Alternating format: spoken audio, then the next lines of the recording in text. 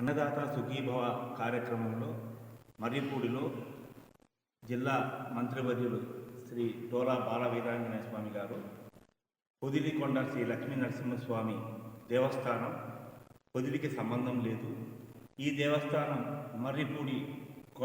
మర్రిపూడికి సంబంధించిందని చెప్పి వ్యాఖ్యానించారు.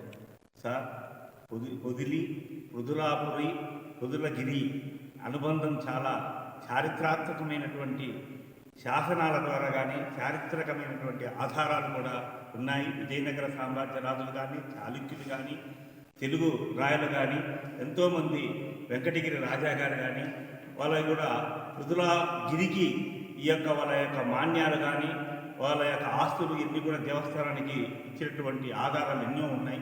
కాబట్టి నిర్మల మహేశ్వర స్వామికి, నరసింహస్వామికి ఎంతో అనుబంధం ఉంది. పృథులాపురి ప్రజల యొక్క మనోభావాలు, ఆధ్యాత్మిక సంపద, అస్తిత్వాన్ని మీరు ఇబ్బందులు పాలు చేయకూడదు.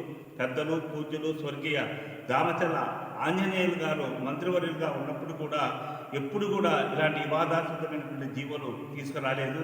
మీరు కూడా పొదిలి ప్రజల యొక్క మనోభావాలు దెబ్బతీయకుండా మీరందరూ కూడా మళ్ళా పునరాలోచించి మీరు మాకు న్యాయం చేయాలని చెప్పి పృథులాపురి ప్రజల తరపున కోరుకుంటున్నాను సార్. నమస్కారం సార్.